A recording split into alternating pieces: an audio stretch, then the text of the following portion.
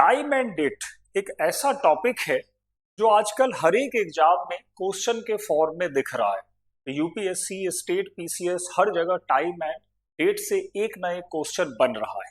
बहुत अलग अलग तरह के क्वेश्चन दिख रहे हैं। कभी ये पूछा जा रहा है कि किस देश में सबसे ज्यादा टाइम जोन मिलते हैं, कभी ये पूछा जा रहा है कि कौन सा प्लेस सबसे पहले न्यू ईयर को सेलिब्रेट करता है, कभी ये पूछा जा रहा है कि अगर इंटरनेशनल डेडलाइन को क्रॉस करें तो फिर दिन में क्या परिवर्तन होगा।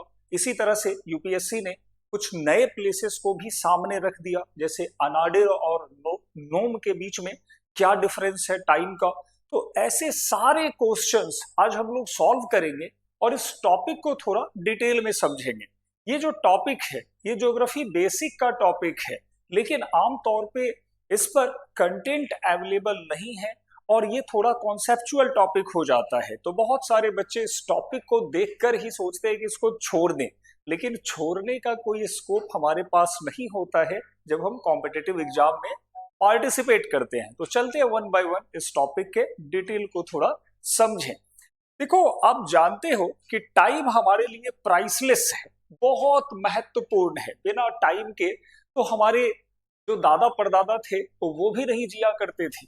टाइम के मैनेजमेंट को लेकर हर समय ह्यूमन में अवेयरनेस रही, हर समय लोगों ने टाइम को किसी ना किसी तरीके से कैलकुलेट किया। समय वास्तव में घटनाओं की क्रमबद्ध श्रृंखला है, that is sequence of event माना जाता है, जो पास्ट, प्रेजेंट और फ्यूचर से गुजरता है। अब पुराने जमाने में घड़ी तो था नहीं, तो फिर कैसे वो कैलकुलेट करते थे? तो उस समय कैलकुलेट करने के लिए वो इंस्ट्रूमेंट यूज करते थे जिसे कहा जाता था सन डायल। यही है सन डायल, जिसमें सन के कॉरस्पॉन्डिंग शैडो को देखकर वो दिन के पहर को पता लगाते थे। जैसे अगर सुबह कहीं हो रही है तो सुबह में शैडो की लंबाई ज्यादा होगी और ये माना जाएगा कि अब सुबह हो गई और पूरे दिन में 4 पहर हैं, इसी में हमें काम करने हैं। कुछ समय बाद ये शैडो छोटा, लगभग आधा हो जाता था, तो वो मानते थे कि चलो 1 पहर बीत गया। उसके बाद जब शैडो बिल्कुल खत्म हो जाता था तो कहते थे चलो 2 पहर बीत गया है। फिर वही बात शाम में होती थी, छोटा शैडो बड़ा शैडो बनने लगता था। तो जब उस समय घड़ी नहीं बना था, सन डायल हमारे लिए समय की गणना करने का एक बहुत अल्टीमेट मेथड था, एक इंस्ट्रूमेंट था। कुछ लोग इस तरह के ग्लास क्लॉक का भी यूज करते थे, सैंड क्लॉक भी इसको कहते हैं, जिसमें बालू धीरे धीरे गिरता रहता था। तो देखो, आप जानते हो कि जब ह्यूमन के बिजनेस, इंटरकोर्स लिमिटेड एरिया तक रहे तब ये सब चीजें काम कर रही थी, और उस समय हमारे इंडिया में भी इस पर बहुत अच्छे अच्छे काम हुए हैं। जयपुर के एक राजा थे, सवाई राजा जयसिंह द्वितीय। सवाई राजा जयसिंह द्वितीय और साल 1724 का था। उन्होंने इस बात को देखते हुए कि भाई अब थोड़ा काम बढ़ गया है, टाइम वगैरह हर जगह का मैनेज कर लिया जाए, तो भारत के 5 जगहों पर उन्होंने सन डायल के फॉर्म में जंतर मंतर ऑब्जर्वेटरी को बनवाया। ये जंतर मंतर ऑब्जर्वेटरी न केवल टाइम को कैलकुलेट कर रहे थे, बल्कि साथ में सेलेस्टियल फेनोमेना के ऑब्जर्वेशन में भी हेल्प कर रहे थे।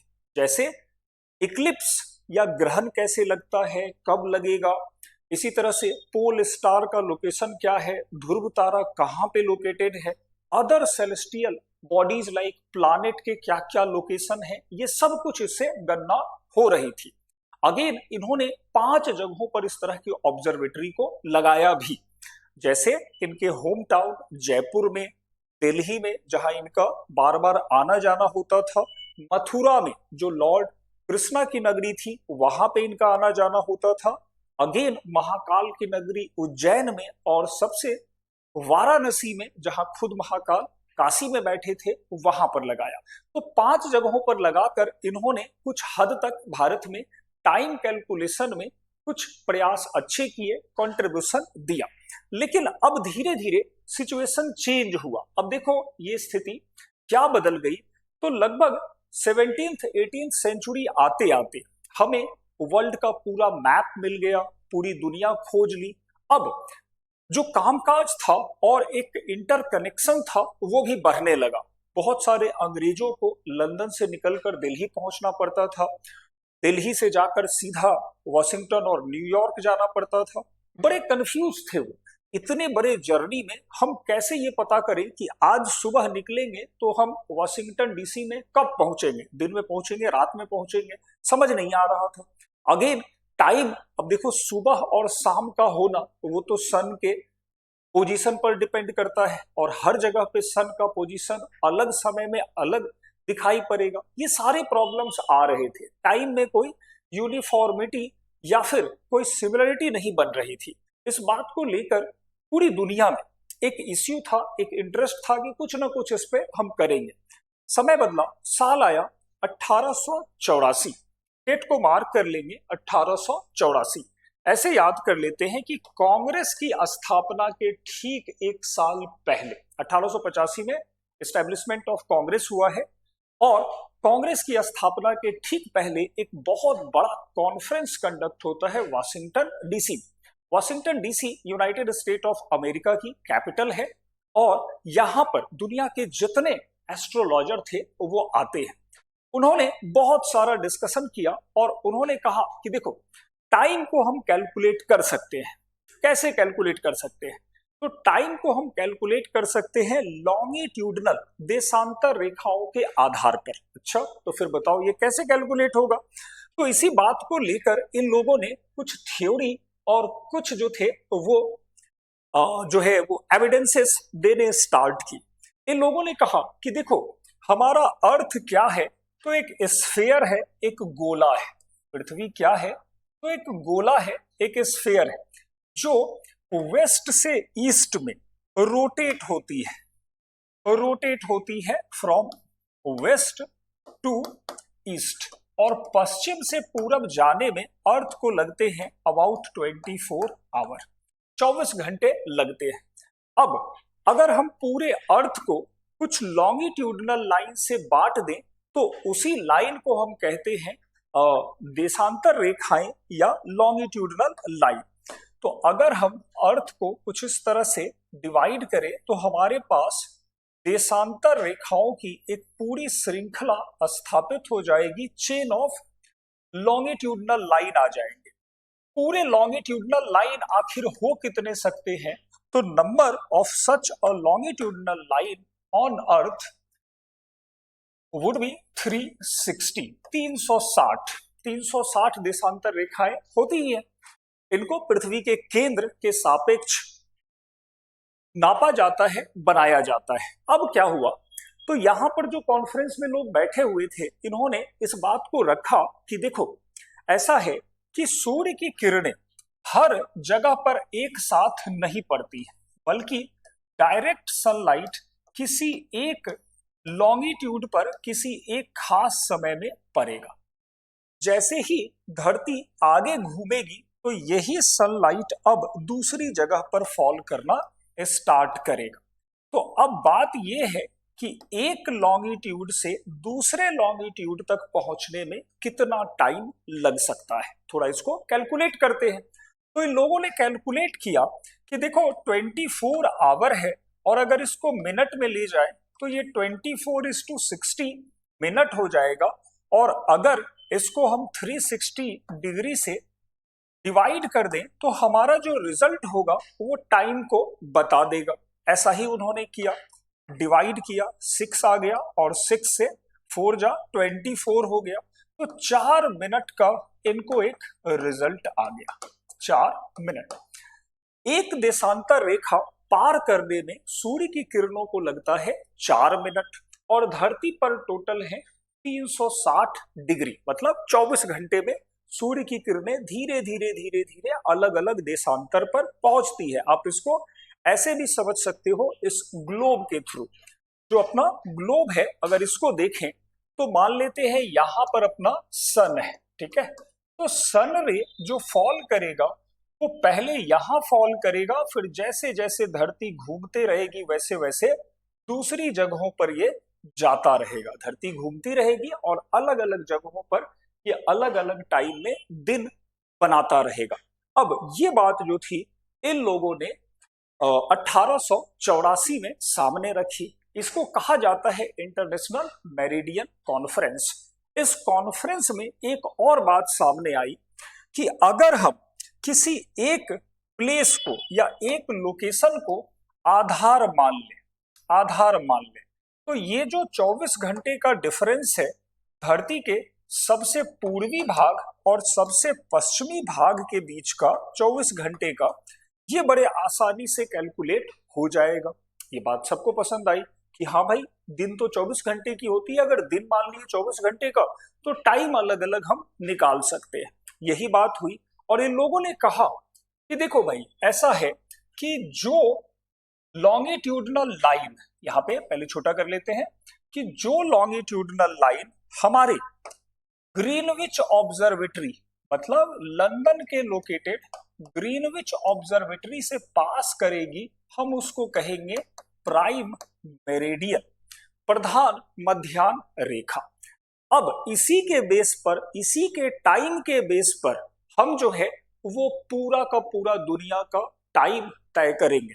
और इसीलिए यहाँ के समय को, मान लो यहाँ 12 बजा है दिन का, नून दोपहर का, तो इन लोगों ने इसको कहना शुरू कर दिया GMT, ग्रीनविच मीन टाइम।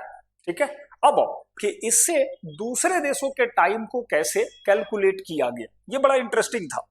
इसको समझने के लिए हमें कुछ प्लॉटिंग करना होगा। ऐसे धरती के 2 डायमेंशनल डायग्राम को देखना पड़ेगा। कुछ ऐसा मान लेते हैं कि ये अपने अर्थ का 2 डायमेंशनल डायग्राम है जो मैंने यहाँ पे ड्रॉ किया है। अब यहाँ पर जो बीच का लाइन है ये है प्राइम मेरिडियन और इसको इन्होंने कहा 0 डिग्री।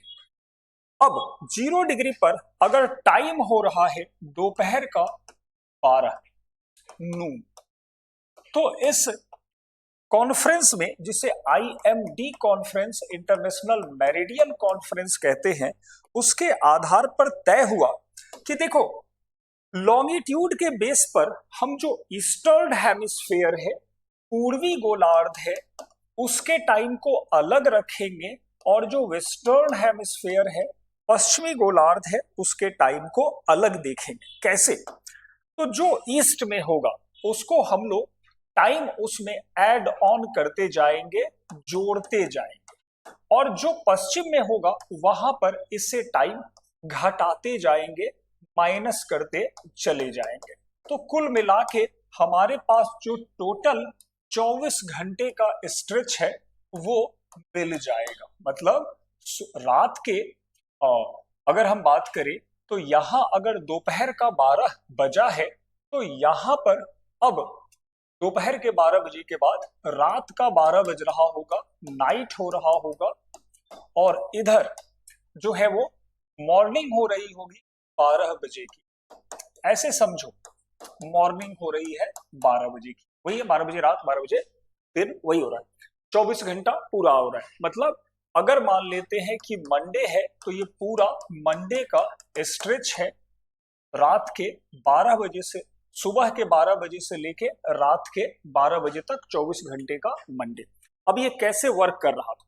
इन्होंने कहा कि देखो, ऐसा करते हैं, जो ईस्ट में लोकेटेड है, जैसे यहां पर मान लेते हैं ये 15 डिग्री ईस्ट है, ये उसके आगे 30 डिग्री ईस्ट है, ये उसके आगे 45 डिग्री ईस्ट है, उसके आगे 60 डिग्री, फिर 90 डिग्री, और ऐसा करते हुए 180 डिग्री ईस्ट तक ले लेते हैं। 180 डिग्री ईस्ट से माना जाएगा कि मंडे शुरू हो रहा है।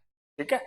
और ये शुरू होते होते खत्म होगा कहां पर? तो वेस्ट में खत्म होगा। ठीक ऐसे ही 15 degree west, 30 degree, 45 degree, 60 degree, 90 degree, और फाइनली ये 180 डिग्री वेस्ट। अब समझो कि यहां पे इन लोगों ने क्या कहा। इन्होंने कहा पूरब का समय आगे होगा। आगे होगा मतलब यहां पर सुबह पहले हो जाती है, तो जो जितना ईस्ट में होगा इस ग्रीनविच से, उसका टाइम उतना ज्यादा आगे हम लोग जोड़ लेंगे। ऐसा ही उन्होंने किया। अब समझते हैं कैसे किया। तो मान लो कोई देश 15 डिग्री ईस्ट पर है, तो हमने देखा कि 4 मिनट लगते हैं एक लॉन्गिट्यूड को पार करने में तो 15 इंटू 4 1 आवर लग जाएंगे 15 लैटिट्यूड को पार करने में। तो इसका समय 1 घंटा आगे होगा। मतलब अगर यहाँ प्राइम मेरिडियन पर 12 बजा है तो यहाँ पर दोपहर का 1 बजेगा। फिर अगर वो 30 डिग्री पर होगा तो वहां पर 2 आवर ऐड कर दिया जाएगा, 2 PM दिखाई पड़ेगा। फिर इसी तरह से आगे होगा तो वहां पर 3 आवर ऐड कर देंगे, 3 PM होगा। फिर इसी तरह से ये ऐड करते गए और यहाँ पर 12 घंटे का डिफरेंस मिल गया इनको, +12। इसी तरह से जो पीछे होगा उसके टाइम को घटाया गया। जैसे यहाँ अगर दोपहर के 12 बज रहे हैं तो जो वेस्टर्न हेमिस्फेयर में है वहां 1 आवर कम कर देंगे, मतलब अभी यहाँ पर 11 ही बज रहे होंगे। इसके और पीछे जाएंगे 30 डिग्री पर तो 10 ही बज रहे होंगे, और पीछे जाएंगे तो 9 ही बज रहे होंगे, और पीछे जाएंगे तो 8 ही बज रहे होंगे। इस तरह से लॉन्गिट्यूड के डिफरेंस पर इन्होंने टाइम को कैलकुलेट करने का काम शुरू किया। अब इस तरह से इन्होंने जो कैलकुलेट किया उसमें बड़ा इंटरेस्टिंग था इंडिया का होना। इंडिया का होना, भारत जो था यहाँ लगभग 67 से 98 के बीच में लोकेटेड था, कुछ ऐसे। यहाँ पर भारत की स्थिति बन रही है, इंडिया की स्थिति बन रही है। तो आप खुद ही देख सकते हो कि भारत बहुत आगे है GMT से। यहाँ सुबह पहले हो जाती है धरती के घूमने के क्रम में, तो हमारा टाइम जो है वो यहाँ से बहुत आगे है। हमने अभी बाद में उस पर डिस्कस करेंगे कि 82.5 डिग्री ईस्टर्न लॉन्गिट्यूड को अपना रेफरेंस लाइन माना है, अपने एक टाइम को कैलकुलेट करने के लिए आधार माना है। और अगर 82.5 डिग्री को कैलकुलेट करना हो कि कितना आगे है तो 4 मिनट के डिफरेंस से आप सीधा कैलकुलेट कर सकते हो कि हमारा 82 इंटू 4 मिनट कितना हो गया, तो इक्वल टू 8 चौक 32 और 4 दूना 8, तो लगभग 328 मिनट और प्लस जो भी हो। तो कुल मिला के अगर हम कहें तो हमारा जो भारत है वो 5.5 घंटा आगे इससे लोकेटेड दिखाई पड़ता है। ये बात हमें समझ के चलनी है। जैसे क्वेश्चंस भी आते हैं कि मान लो एक देश लोकेटेड है वो 100 डिग्री वेस्टर्न लॉन्गिट्यूड पर है, और एक देश लोकेटेड है वो मान लेते हैं 90 डिग्री ईस्टर्न। इस दोनों के बीच का टाइम डिफरेंस क्या होगा, ऐसे भी क्वेश्चंस आजकल आ रहे हैं। तो कुछ नहीं करना है, 100 प्लस 90 को 4 से मल्टीप्लाई कर देंगे, उतना ही मिनट है, उसको 60 से भाग दे देंगे, वही आंसर आ जाएगा। तो ये डिफरेंस इस तरह से इन्होंने बताया। अब देखो क्या था कि इन्होंने कहा कि देखो ये जो डिफरेंस होगा वो कहां तक जाएगा, तो वो जाएगा इंटरनेशनल डेडलाइन तक, आइडियल तक। यही से दिन बदल जाएगा, ठीक है। और पूरा दिन 12 घंटा आगे और 12 घंटे पीछे, इस तरह से हर जगह पर एक सिमिलरिटी, यूनिफॉर्मिटी हम लोग इससे कर सकते हैं। अब आगे क्या हुआ, तो इसी कॉन्फ्रेंस में ये तय हुआ कि क्यों ना एक एक घंटे के अंतर पर हम पूरी दुनिया को अलग अलग टाइम जोन्स में बांट दें। टाइम जोन वो एक ज्योग्राफिकल एरिया है जो एक जैसे टाइम को एक्सपीरियंस करता है। वहां पर टाइम एक ही जैसा होगा, इस पूरी पट्टी में एक ही जैसे टाइम होंगे। यहाँ पर अगर 2 बज रहा है तो ऊपर से नीचे तक 2 ही बजे। तो इस तरह से टाइम जोन का कॉन्सेप्ट भी आ गया। चलते हैं थोड़ा टाइम जोन को और डिटेल में देख लेते हैं। तो दुनिया भर में जब ये कॉन्फ्रेंस आया और इस तरह से ग्रीनविच ऑब्जर्वेटरी, ये है रॉयल ग्रीनविच ऑब्जर्वेटरी, और इसके टाइम के अकॉर्डिंग हम लोग कैलकुलेट करने लगे, ठीक है। और ये लंदन में था। अब आओ, इन्होंने पूरी दुनिया को इस तरह से अलग अलग टाइम जोन्स में बांट दिए। होना तो ये चाहिए था कि 12 घंटे आगे और 12 घंटे पीछे 24 टाइम जोन होने चाहिए थे, लेकिन यहीं पे क्वेश्चन है और जानकारी थोड़ी सी है कि देखो ये बात जो था वो वॉलेंटरी था कि आप 1 घंटे के डिफरेंस पे टाइम को चेंज करिए। कई सारे देशों ने कहा हम ऐसा क्यों करें। चीन जो बहुत बड़ा देश है उसने कहा नहीं हम एक ही टाइम जोन अपनाएंगे। भारत भी जो बहुत ज्यादा लॉन्गिट्यूड पर था इसने भी कहा हम एक ही टाइम जोन अपनाएंगे। कुछ छोटे देशों ने कहा नहीं हम तो अपना अलग टाइम जोन लेंगे, चाहे जो भी हो इंटरनेशनल कन्वेंशन। तो आज के डेट में भले हमें 24 टाइम जोन दिखते हैं, बट फैक्ट ये कहता है कि देशों ने अपनी मनमर्जी से टाइम जोन को चेंज किया। 1 घंटे का डिफरेंस नहीं है। Total number of time zone है 40। टोटल 40 टाइम जोन बनते हैं और यही टाइम जोन्स हमें यहाँ पर दिखाई पड़ रहे हैं। तो जो भी कलर एक जैसा है, मान लेते हैं सपोज कि यहां पर अगर ये येलो कलर है तो इस पूरे एरिया में एक ही टाइम यहां पर दिखाई पड़ेगा। ठीक है, अगर 12 बज रहे हैं तो ऊपर से नीचे तक 12 ही बजेगा। ये था टाइम जोन का कंसेप्ट कि time zone refers a geographical area experiences uniform time for commercial and administrative purposes. अब आगे क्या हुआ तो देखो यहां पर क्या है, तो आपको यहां पर कुछ चीजें दिखाई पड़ रही होंगी। बहुत सारे देश हैं, जैसे सपोज रसिया, तो रसिया का स्ट्रेच बहुत बड़ा है, ये पूरा रसिया ही दिखता है। तो एक बार तो ऐसा लगता होगा कि रसिया का टाइम जोन दुनिया में सबसे ज्यादा, रसिया के पास नंबर ऑफ टाइम जोन दुनिया में सबसे ज्यादा होंगे, क्योंकि ये तो बहुत बड़ा है, यहां से यहां तक है, बहुत ज्यादा टाइम जोन दिख रहे हैं। तो आमतौर पर जब ये क्वेश्चन बनता है कि किस देश में ज्यादा टाइम जोन है, तो बच्चे हो जाते हैं कंफ्यूज। होता ये है कि देखो ये सब कॉलोनियल लिगेसी है, औपनिवेशिक विरासत है।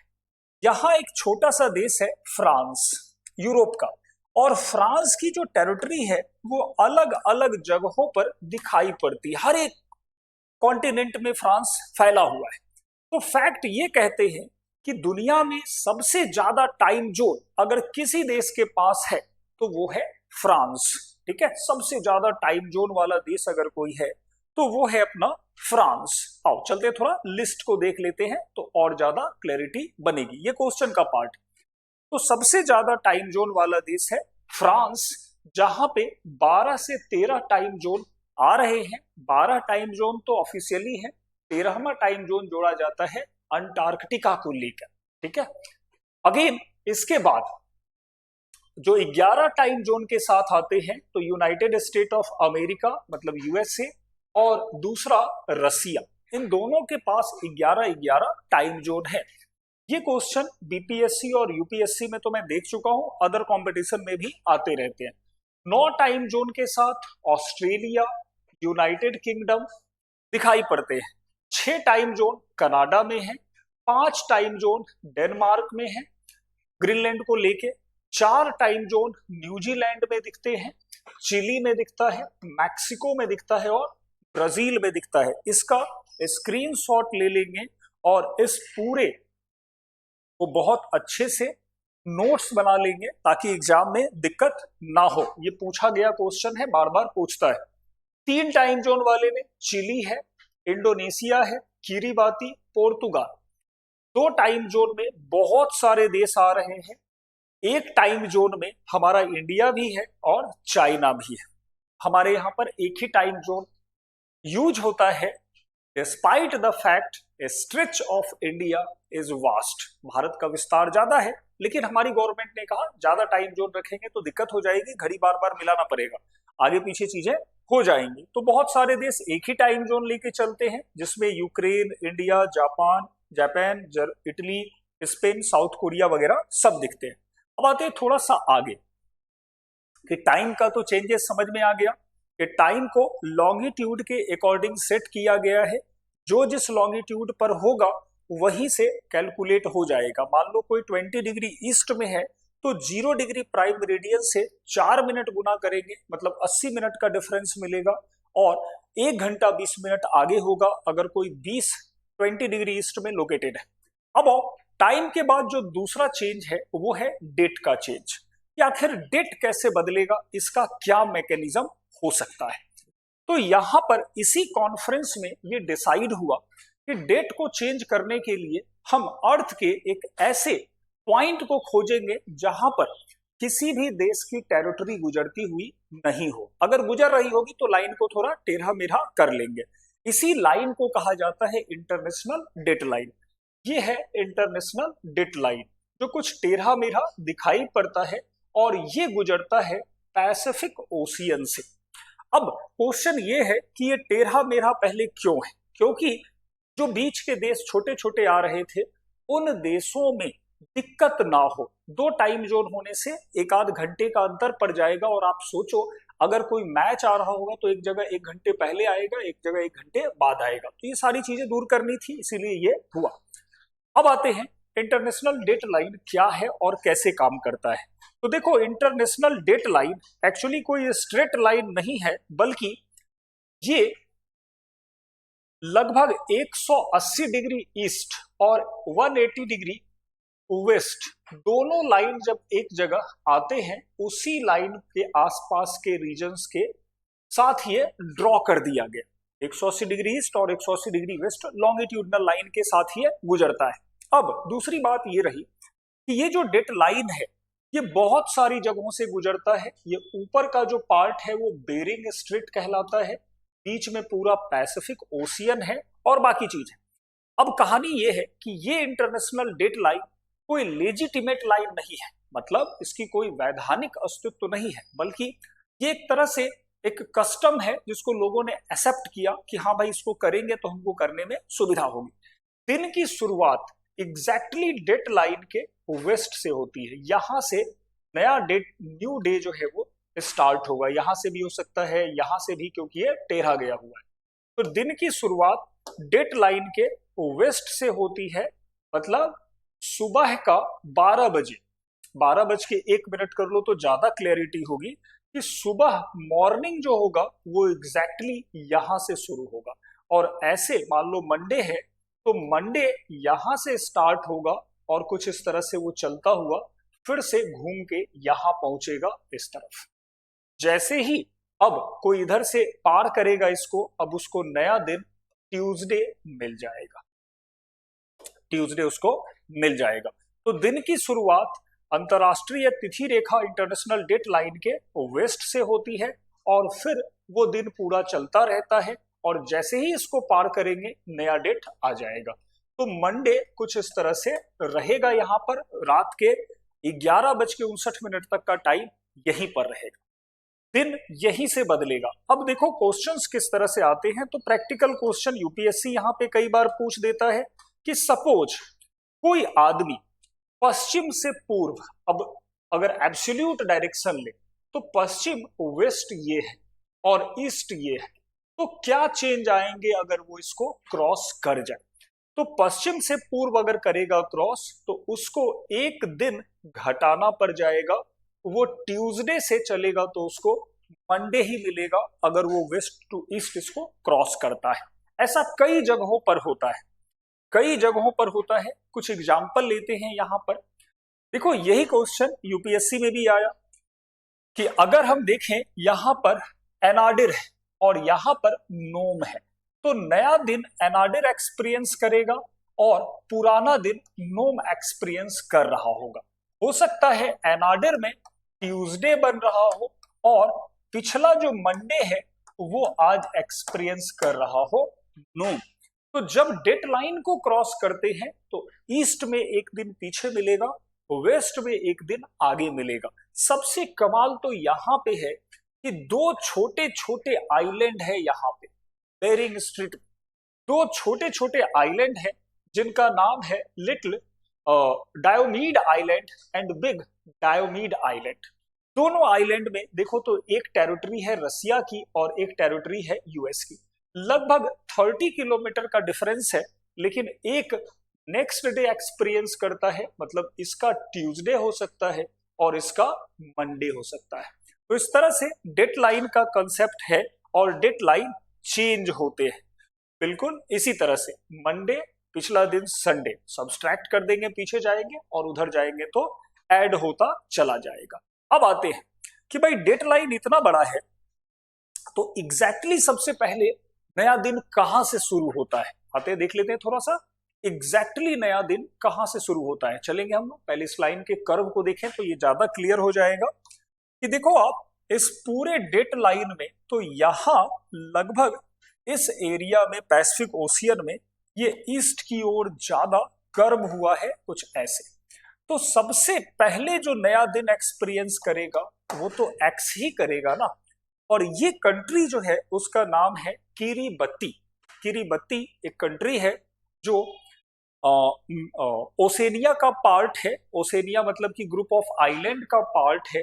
और इसी किरीबती का जो लाइन आइलैंड है, ये सबसे पहले सनलाइट को या नए दिन को एक्सपीरियंस करता है। और that is why this is the location that experience new year first.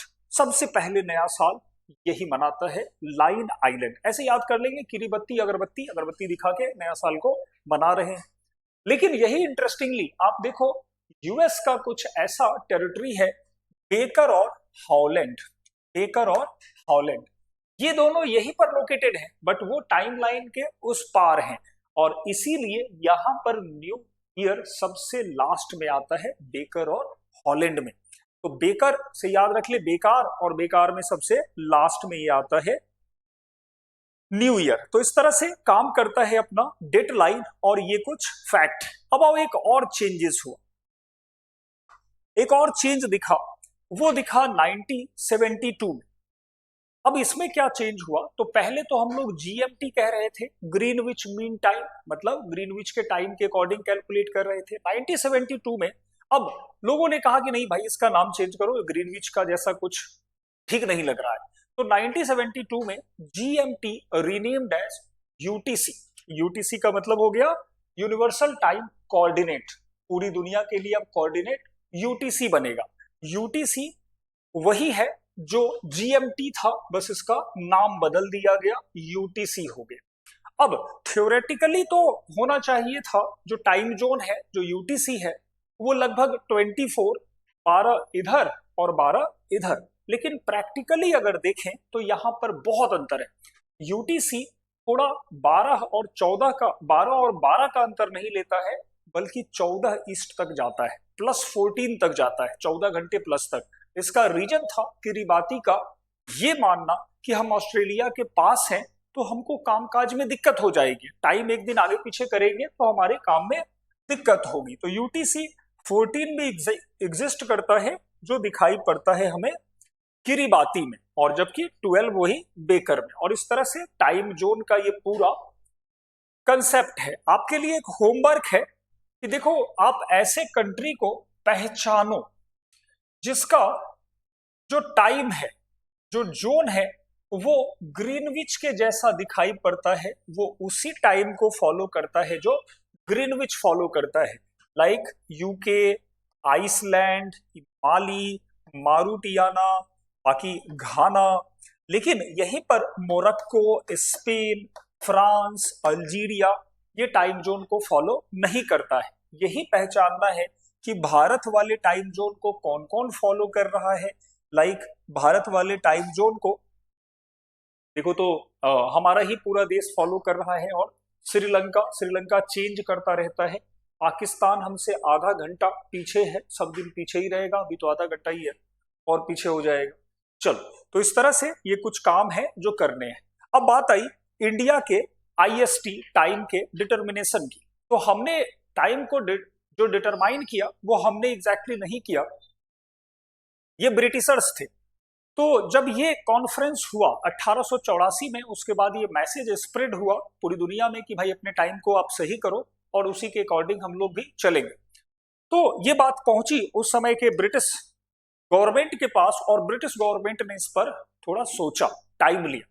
उन्होंने देखा कि भारत का जो लॉन्गिट्यूडनल स्ट्रेच है वो लगभग 68 डिग्री 7 मिनट से स्टार्ट होता है और 97.25 तक जाता है। इस बीच में लगभग 2 घंटे का डिफरेंस है।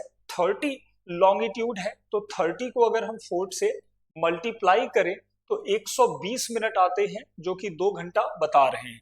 मतलब हमारे अरुणाचल प्रदेश में 2 घंटा पहले सनराइज होगा और गुजरात में 2 घंटा बाद होगा। ये तो एक प्रॉब्लम थी ही।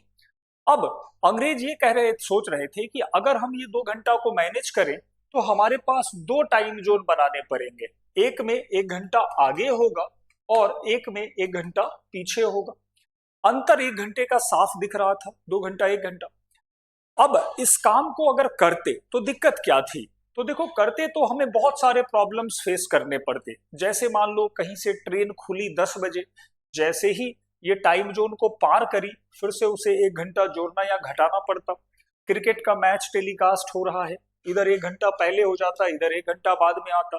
शेयर बाजार खुलता, 1 घंटा इसके लिए पहले ही पता चला, सारा कुछ वहीं से बैठा हुआ आदमी खरीद लेता। तो फंक्शनल एंड एडमिनिस्ट्रेटिव इश्यूज उनको दिखाई पड़े। उन्होंने कहा कि नहीं, अवॉइड दिस, इसको हटाओ और पूरे टाइम इंडिया के लिए एक ही टाइम जोन बनाओ जो सबके लिए फेयर हो, सबके लिए जो हो इक्वल हो। तो उन्होंने कहा कि ऐसा है कि डिसाइड करो भारत के बीच में कौन सा लॉन्गिट्यूडनल लाइन एग्जैक्टली पड़ रहा है। तो जब ये 30 को हम देखते हैं तो 30 का आधा होता है 15, इधर से भी 15 जोड़ दो और इधर से भी 15 घटा दो। 98 में 15 घटाए तो अराउंड 83 के आसपास रिजल्ट आता है। 68 में 15 जोड़े तो भी 83 के आसपास आता है। तो हमने ये कैलकुलेट किया कि बिल्कुल सेंट्रल पार्ट से एक लैटिट्यूड लॉन्गिट्यूड जा रहा है और वो है 82.5 डिग्री ईस्ट। इसी को हम बनाते हैं। और एक और बात इसको फेवर कर रही थी, वो था कि जो भी देश अपने इस स्टैंडर्ड टाइम को चुनता था वो 7.5 डिग्री के रेशियो में चुन रहा था, इसी के जो है वो गुणक में वो चुन रहा था। दोनों बातों को देखते हुए अंग्रेजों ने 1905 में डिसाइड किया कि 82.5 degree east longitudinal line will be point of reference to demark the date in India, time in India. तो इसी को माना गया और ये जो था वो अब मिर्जापुर के क्लॉक टावर से डिसाइड होता है। ठीक है, पुरानी किताबों में इलाहाबाद दिख रहा होगा। अब ये लाइन ही आगे चलकर 1 जनवरी 1906 को डिक्लेयर कर दिया गया और पूरे देश में एक ही टाइम जोन दिखता है।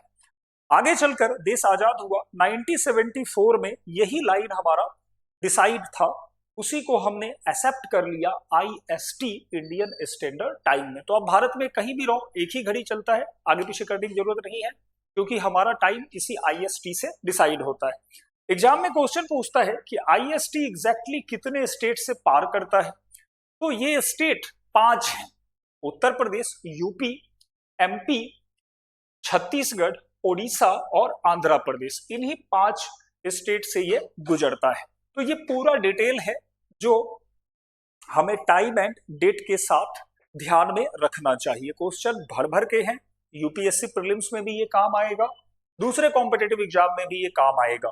वृंदा एकेडमी पर इस तरह के लेक्चर्स क्लासेस में भी प्रोवाइड हो रहे हैं।